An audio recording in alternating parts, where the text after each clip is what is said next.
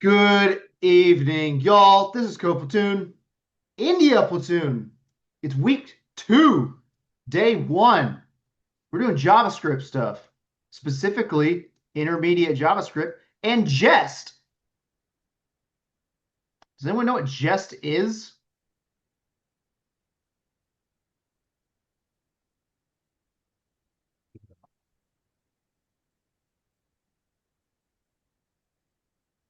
Does anyone want to take a guess what Jest is? JavaScript testing, I guess. Hell yeah, it is. Um, we are going to be using Jest, which is a library that runs tests, runs unit tests. Um, Unit tests can be very useful for quickly finding out whether or not you broke something. Uh, if you built an app from the ground up, you're probably going to know if you change something and something's not working. If I built an app from the ground up, got hit by a bus, and then you're working on it, you may not know that you broke something. Someone says, hey, go change the color of that. Color seems to change fine. Are you confident they didn't break something? What if you change the color on a different page? How are you going to know? Well, hopefully, before I got hit by a bus, I wrote tests so that you know with some level of confidence when you push something up that it didn't break.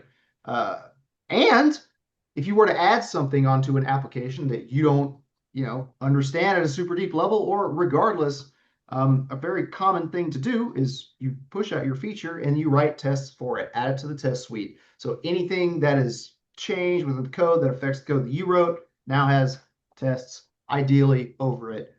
Tests are only as good as the tests.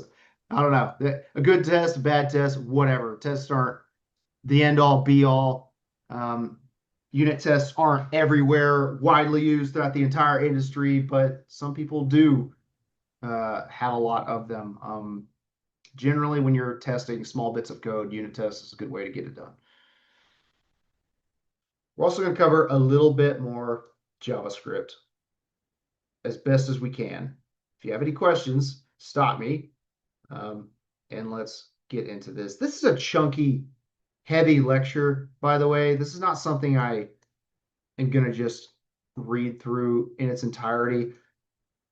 This is almost like documentation for us to come back to. We're going to be talking about it as we go through, um, but I'm not going to read this for you. Um, Anyhow, intermediate JavaScript. Let's get into it. Arrow functions. Have you seen in the past?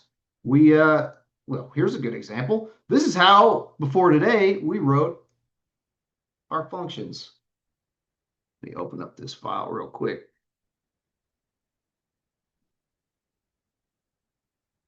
Lovely. And that's totally fine all the time. Or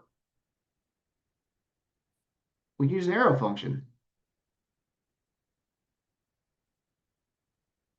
Let's see here. I don't need this line.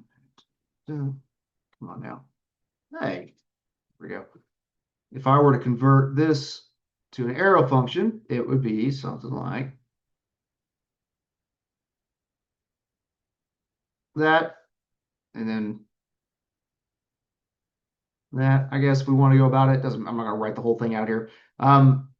This allows us to set a const for this variable, and it gives us a few things. We can kind of dig into it. I like some of the, I don't know. You're going to see interesting behaviors with using fat arrow functions over your standard, just old way of writing functions. When we get into React, for the most part, everything here is going to work exactly the same. I think there's an implicit return written here. You're not going to see, we don't need to say return this. It's whatever's on the other side of this fat arrow is what is going to be returned. It gets us around hoisting a little bit. I don't have a deep enough level of JavaScript to tell you all the different reasons we're going to be using this. At this point, what I want you to know, the big takeaway, is this is also a way to write a function. That's the big takeaway. That's the big high-level JavaScript takeaway. You can write functions like this as well. Here are some reasons you can do that. You can look up many good reasons on why you might want to do that. Some people find it more clean, I suppose. If you wanted to map something, we can knock it all out on one line. Here's our numbers. If we want to double map it, spits it out like this. Looks good, fine, dandy. Oh, wait, let me back up. This is how you'd have to go about it otherwise, I suppose. Big takeaway. Fat arrow functions have implicit returns. You can one line a bunch of JavaScript, which is what JavaScript developers love to do more than anything else, is put everything on one freaking line if you can't understand it. That's fine. Destructuring, I do like. We'll see a lot of this in React. Destructuring is a modern syntax tool that allows the programmer to pick off useful variables. For an array, before today, if you didn't already know destructuring, before today, if we wanted to grab each individual variable here and set it to a new variable, right? Rather than my array 0 is x, 1 is y. If we want to set them in new variables, this is kind of how you have to go about it. You have to create a new variable. You have to define it. Destructuring, which is really cool, is a lot more straightforward way to go about that. It might look crazy at first, but once you understand kind of how it works, x is going to be this first indice, y is the next, z is the next, and that should work. We should then be able to console.log x and get something. Now look at that. It came out as x. Not this x, this x. How am I certain? Let's change it to t. Run it again. There we go. I didn't have to make 3 lines for x, y, and z. Is this more readable? I don't know. But again, JavaScript, we put it all in one big line. Looks nice and clean. You can do the same thing with objects. We can set these within these curly braces. A will be the first indices in this object here. We're basically setting new variables, new objects that are constructed from the, come on, brain, fields of this other object. I'm not teaching you how to do something you couldn't accomplish before today. I'm just showing you a cleaner way to do it. If you find this less readable than this, then do this until this looks good to you. You don't have to use destructuring to write good JavaScript code. This is ultimately maybe more readable. If you're writing code for people who aren't very familiar with JavaScript, maybe you'd want to avoid something like this. But it's a tool that's here for you. Does that make sense? It wants to be graded on destructuring.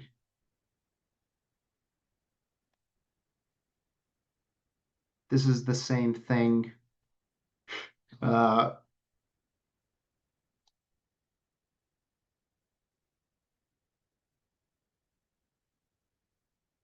Yeah, that's fine. I don't even want to cover that. All right, the spread operator. Did this get updated? Oh, I hate this. I cut a PR and they wouldn't let me merge it in.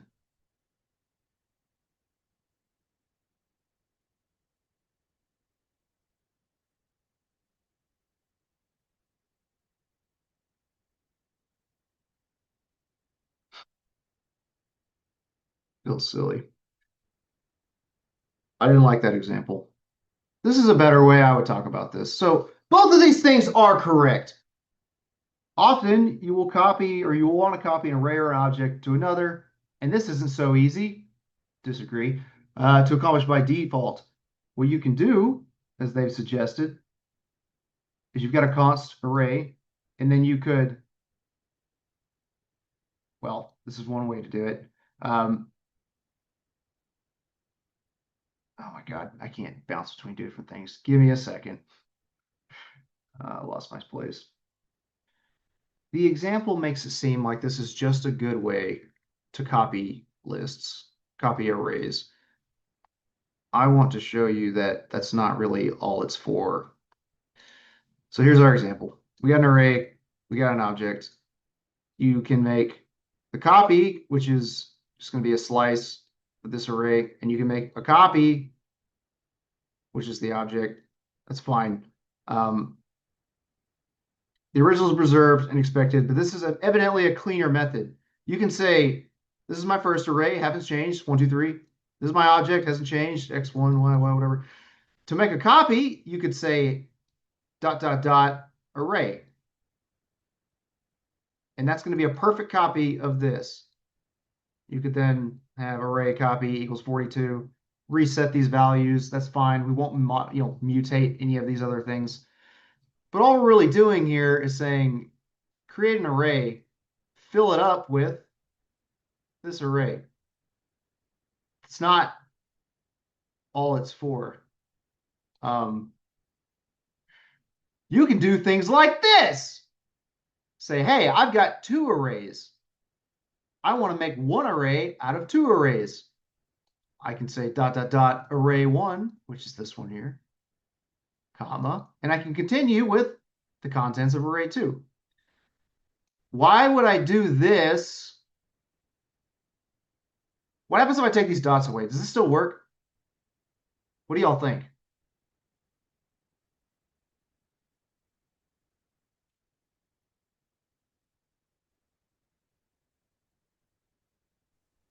Is it gonna nest it or something? Yeah, you're absolutely right. You stole my fire. Let's make sure that is the case.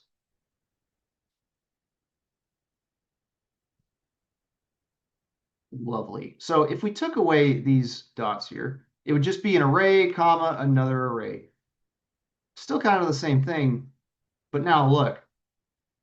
I didn't spread these out as arguments. I just plugged in the array. Adding your 3 dots here, the spread operator, that's not saying, give me that array. That's saying, give me all of the contents of that array one by one at a time. That's why if you don't have a spread operator and you try to merge these in, you get this weird monstrous nested array. But if you don't, you get it nice and clean all in one. Merging or joining an array? No, I wouldn't call it that. We created a new array. We created a copy of the array. Merging them, joining them, I believe we're going to still, that's mutation of data, right? If I were to add an array to another array, I still have, one of the arrays has not gone away. It's just mutated. This isn't mutation at all. This is a new variable here. These still exist, and this now exists as well.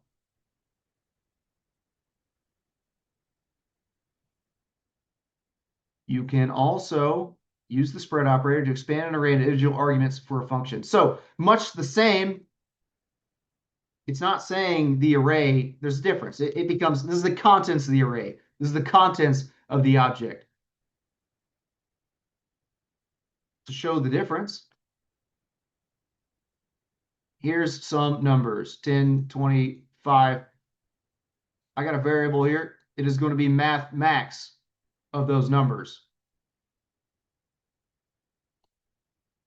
And I got this here, which is math max, the contents of those numbers. If we run this, not a number and 20. This is not a number. Well, it gives me NaN, which is super helpful JavaScript output. Why does this return not a number, do we think? Is it because it's looking at it as an object? In a way, yeah. So without going and looking at the, the docs for what mathmax is probably doing, I bet you it wants, uh, it already is expecting a list of numbers. So it's going to want 1, 2, 1, 2, 3, or to be more specific, it wants to see 10, 20, and 5. That's what it knows to do. Mathemax is going to find the largest number in a list of numbers. But if we don't use the spread operator, this is what it gets. It gets a list, array. Sorry, I'm going to keep saying list. It's an array with an array within it. It doesn't know what to do with that. It's going to say, it's going to get to the first one. It's going to iterate through it when it was expecting to first find 10. And instead it's going to get at this and say, that's not a number. That's not a number, NaN. That's an array. To use mathmax with this list here, we need to say, no, the contents of that array, please. Use them as arguments for that function. Does that make sense?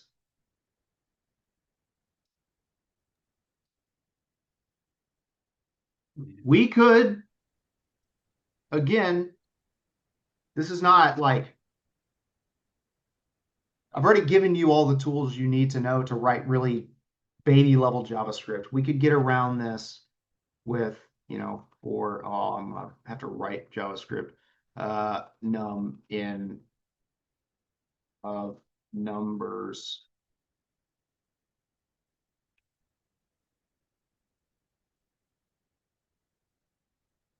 I don't even really want to do that, but that's we could iterate through these and get each one. I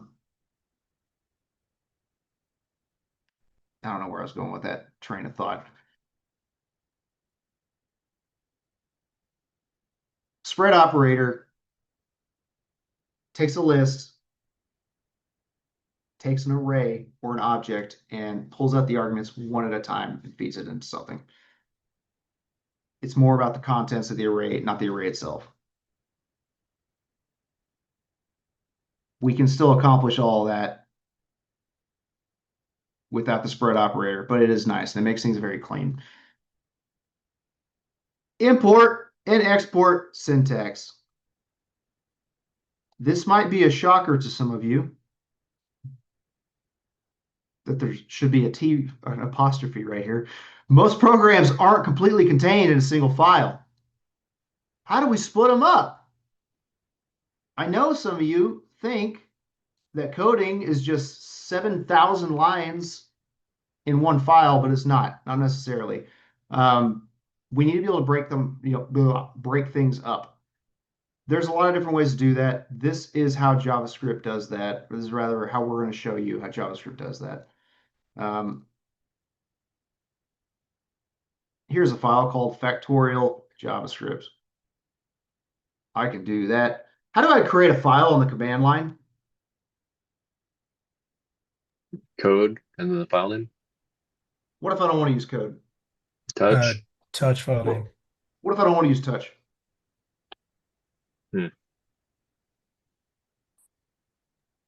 That's fine. You can nano it and it'll create it. Touch is good. The correct answer was Vim. So there's factorial JavaScript or .js. I need to make a file called runner.js. Let's do that too. What's the contents of factorial.javascript? All this code. Fine. Save that. And the runner.javascript.js file here. So I've got these two files. Get out of here. All right, so I've got a function here. It's called factorial. And it does some work. Now in my file over here, I'm calling factorial. And it should work, right? I should be able to take a factorial 4. Let's run it. Oh, now what is all this? Factorial is not defined, but it's over here. We can pull it in. at the end of the factorial.js file, if I were to add module.exports equals factorial, it still doesn't work because we got to bring it in.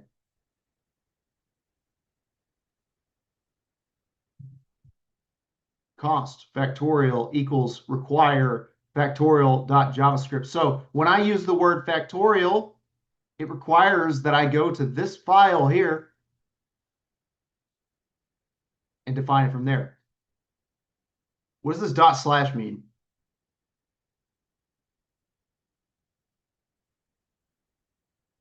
What's that, Scott? I see you talking, but you're muted. It's in the same directory as the factorial or the runner. The JavaScript files are in the same directory.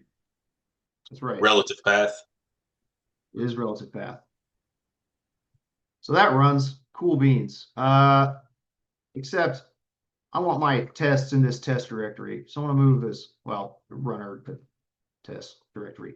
That doesn't exist anymore. Now it's within this directory here. So just looking at my file tree over here, I've got this factorial.js file, and then I've got test runner.js. What do I have to change to make these work? The file path. Right here? What do I do? To the right of the dot, add test slash. /test. Doesn't need to be a slash test like that. Is that what we want? Whoa. Oh, what am I doing?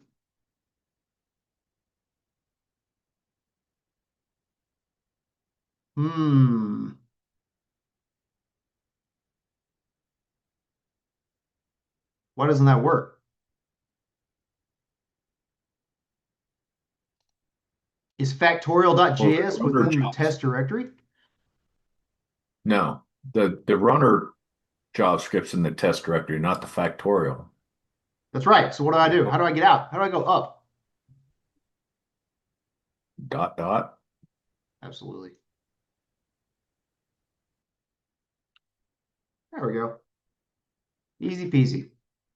It is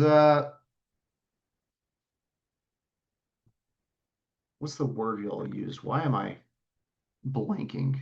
It's a relative path. It's relative to where you're invoking this script from. Python's not quite that straightforward sometimes. JavaScript's easy. You just go to this file and you got to figure out exactly how to point it to where it needs to go get its thing from. I like this. It's easy. Questions about importing and exporting?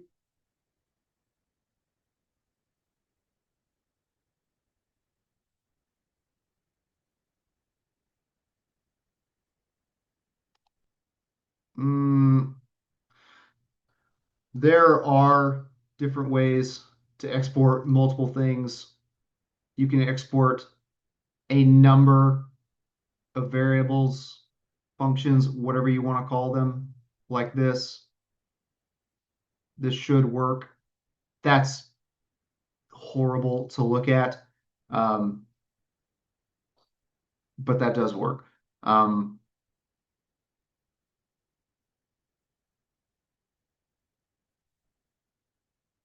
Next, Jest. Jest is what's known as a test runner. It is a library for testing JavaScript. There are many of them. This is not the only one. This is just going to be like kind of the one you're going to see a lot of. So downloading Jest. It's a third-party JavaScript library. It's not baked into the language. We got to use npm download it. In order to do this, let's create a folder. We want to work. You can do that if you want. Let's do it. Not a huge fan. Let me remove factorial, and that's going to fail. So npm init. The heck does this do? bunch of JavaScript hoopla. It's asking me what the package name should be. I can set a version. That's handy. Some description. I'm going to hit enter through all of these things. But it's got this nice little JavaScript package, an npm initialized directory done the JavaScript way. It creates a package.json for me with all the information that I chose not to fill out. But it is here in this package.json, which is like our starting point of a JavaScript project, I guess is a way you can look at it. We are going to npm install -- save Jest. What does -- save do?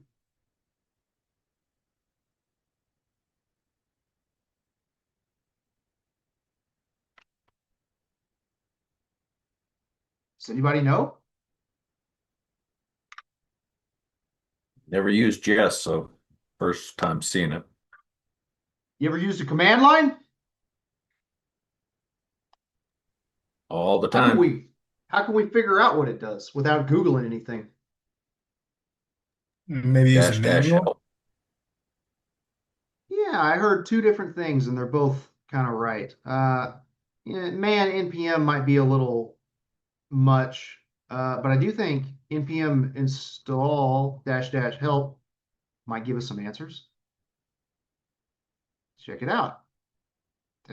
Save. Is that even going to explain it though? Save, no save, save. Oh, very helpful. Don't love that. Let's try man npm. Whoa. This is not a good example of all the awesome things that npm can help us with here. Oh, npm help install I saw at the bottom. Ooh.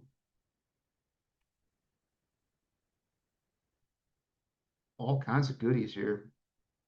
Looking for the order. Can I start the word save?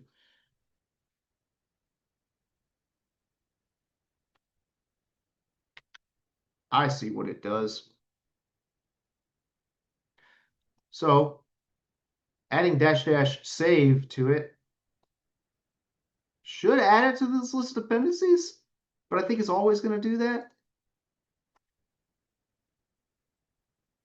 Optional dependencies, no save, prevents saving to dependencies. I could have swore that was the default behavior. That's fine.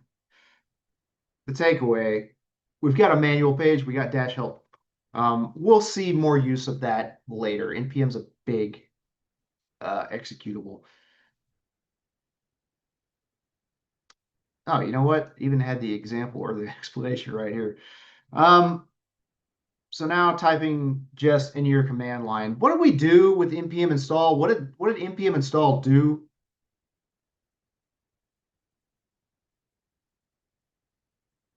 The JavaScript library or something like that. What did it do with it though? What did we just installed? Installed stuff, downloads Jest. Where? Jest. I don't have Jest installed. Where is it? And the node modules. Yes. It's in this directory that popped up. What's all this crap? Doesn't matter. Packages. But Jest is here. And it is runnable, executable in a way. What it did was give us the ability, I see it. I don't see what I want. We should be able to npm Jest. Look at that. Oh, no, that's still not right. We're getting there. So you can add scripting to JavaScript directly in the package .json. So with a testing library like that, are you adding it like per project, or is it going on your system level? It could go on my system level. I wouldn't want to do that. You were to npm install, I think -- or -g or -- global. Jest, I guess. I don't know. I forget what the argument is. That would install it to the top level npm, thing that I've got. If I to that one, to my brew, and I would always have Jest installed. But which version of Jest do I have for the project I'm working on? I need to use a different version on a different project. I'm always using this high level one. Bad juju. We always are going to install the dependencies for the specific project we're working on. It should always be in this node modules, and it should always be reflected in our package-lock package.json. So we're installing it here at this directory. We don't commit this. We don't want this in GitHub. That's a big pile of junk. This is just for us. We usually ignore these kind of things. But when I installed it, it went to node modules.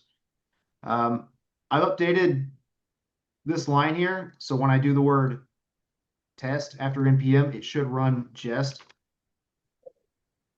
Wow, look at that. Nothing's working, but it's telling us some stuff. 3 files checked, test match. I didn't find anything with the word test in it. I found some node modules, no regex. All right, there's no tests to run. Great. It worked. Get out of here. So now we can run npm test and it will run Jest. By virtue of taking our package.json, giving the key test the command Jest, we can now run npm test to run Jest. Writing our first test. I don't need you to know how to write tests from scratch. I don't need the syntax to make all the sense in the world to you. I need you to be able to look at tests and read them and copy and paste them to write your own tests. Let's create that factorial file again. I don't know that. There you go. All right. There, we got our factorial.javascript. Now we need a factorial.spec.js.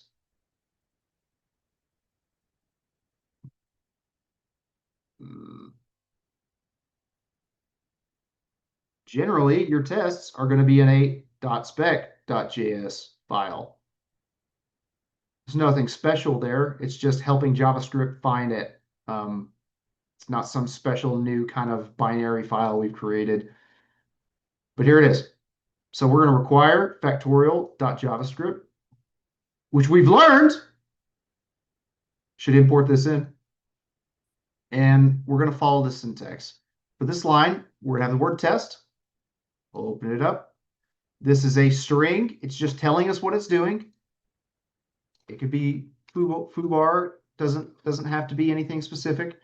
And it's going to say tests that the factorial of 4 should equal 24. We're going to invoke it. This should be the output. Expect. This is what it's testing. This is the meat and potatoes of what's going on here. We expect that factorial 4 dot to be should come out to 24. So if our factorial file works, invoking factorial 4 should equal 24. How do I run this test?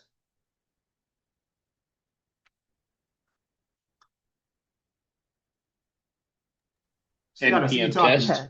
You Test type test. factorial dot spec. Whoa, green. Love it. 1 pass, 1 total.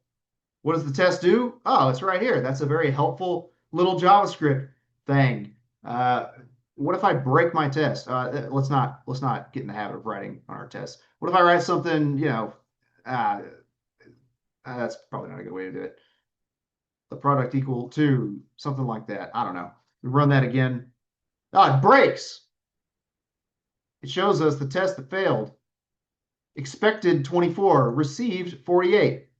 It's pretty lovely test output. I like the colors. It fails, shows us what we got, shows us what we wanted. At the end, it says how many tests were run, how many tests failed. It even tells us how fast it got it done. That's pretty quick test running. I had someone try to upload logs from a test that ran for 48 hours the other day, and it didn't work. You can't upload 500 gigs of test files and expect to not get kickback. Um, anyways.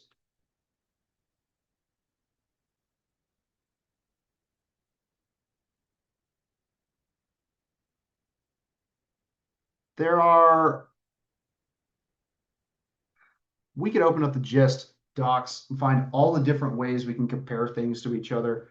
You'll see some of that going through the course as we build up unit tests.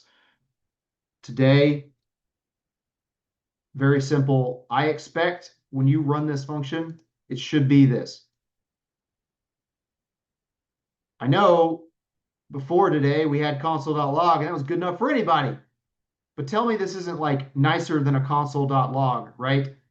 To get this kind of output with your console, you'd have to have quite a bit, right?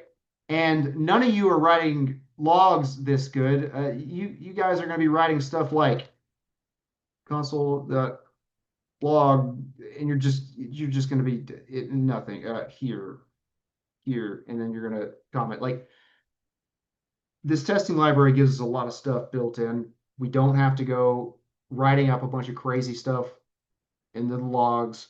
We don't have to make sense of it. And this is a fine way to develop your code. Writing tests first. It's called test-driven development.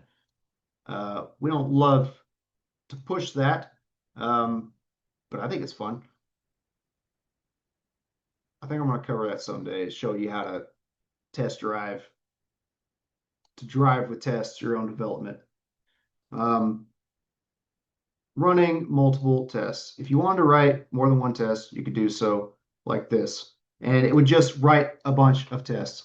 And they're going to run all together. And real quick, though, it does get a little bit messy. It's just 4 one-off tests all together. And now we are just testing one kind of thing, just factorial here. But if we were testing a lot of different files, we weren't just doing factorial, we were also doing some other algo challenge. Or if I was talking about multiple parts of the app, like, hey, I need to test this shopping app. I want to make sure that the cart is filling out properly. I have cart tests, and then I've got, I need to make sure that the change is being returned properly. I have change tests. If I just have a big list of tests, it can get complicated. But there's a solution. You can use describe and wrap up associated tests within the describe. Again, you don't have to. But how does that look when we run it? Ooh. Describe. Test factorials for small numbers, and then run some tests. Test factorial for large numbers. Run some tests. That makes a lot more sense than just a bunch of numbers here. It's nice and clean, and it shows us what we're testing, and it groups them up. Y'all like that? I think it's neat. What did you What's just up? test it like that? How do could you do it one more time? You select it and then you test it. Is that the way you did it? Selected and then tested. What did I Yeah, do? so Did I? like select the code and then you put npm test. There you go. So you select it there and then you put npm test. No, That's it. this had nothing to do with that. This select is Okay. just, that was me pasting. What tests the code is typing npm test. And the way that works, maybe we should talk about this. I think I kind of blew over it. The way that works, as I did show you, here in the scripts of the package.json, which we generated, I've got the command test, and it's going to run Jest. And we did that and just spit out some interesting stuff. So let me move factorial.spec up a directory where it can't find it anymore. we're getting all this hoopla. Well, test match. It's looking for files called tests, files with the word spec or test in it, and it's running those.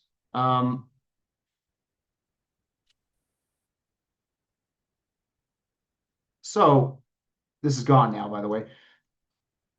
What Jest is doing is it's finding a file and running tests if it finds them. Because it didn't find any files, it didn't run any tests. If I wanted to move that back down, where is it? Come back here. Factorial's back, like magic. npm test, it's going to find these files and it's going to run those. How does it know what on here is tests? Dot spec. Well, that's how it knows to look in here. But what on the file itself, though? What if I had a bunch of other junk in here? You know, I could slam a function in here, call it dumb function, and all it does is returns hello. Whoopsies. Oh god. So I've got a function in here that is not really a test. It's gonna run the test. Just only the test. Or Exactly. anything that has describe. So it should start describe and then go down to all the tests and ignore Exactly. the bottom. Yep. And so it's looking for anything with the word .spec or .test in it, and it runs everything that starts with a test through the describe. I don't have to point it anywhere. It's just looking. It's like you dropped a test bomb and it explodes and goes and looks for everything that has the word test in it and runs them all. We can narrow it down, point it at different things. But this is base level. It's going to run everything at the directory that it can find. Does that make sense how Jest is testing to everybody?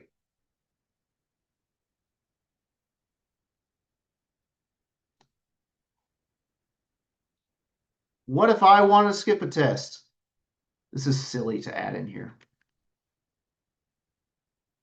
Oh, hey there. If I put the letter X in front of a test, oh, we skipped a test. Ain't that cute, y'all? Now you know. You could also comment the code out if you want. This is a cool thing that Jest does. I don't think this needs to be talked about in the lecture. Now you know.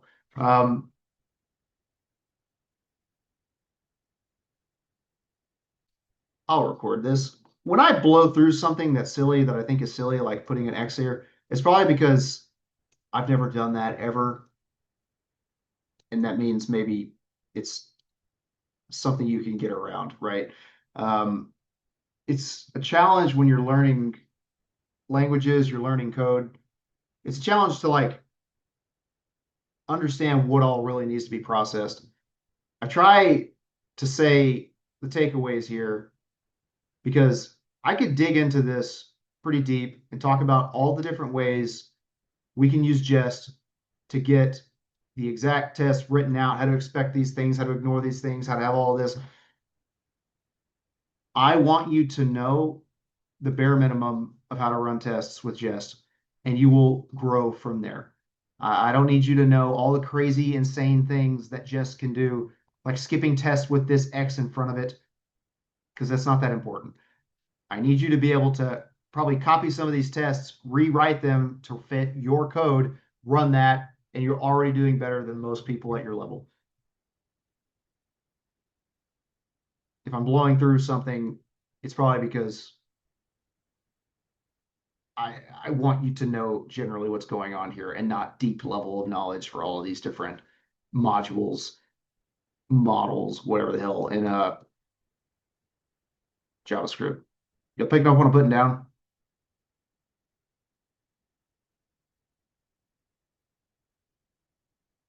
Does Jest use dot ignore as well?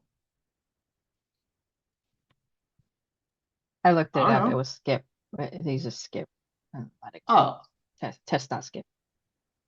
okay. Yeah, there's a lot of different ways to invoke different things. Not dealing with that too much unless you're like dealing with some really big nested testing suites, which is a real thing. At this level, what I want you guys to know is that you got a test file and it runs your tests. You'll find ways to organize it past that.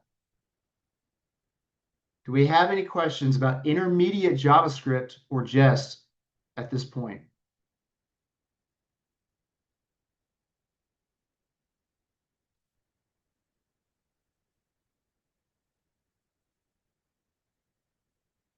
Swell.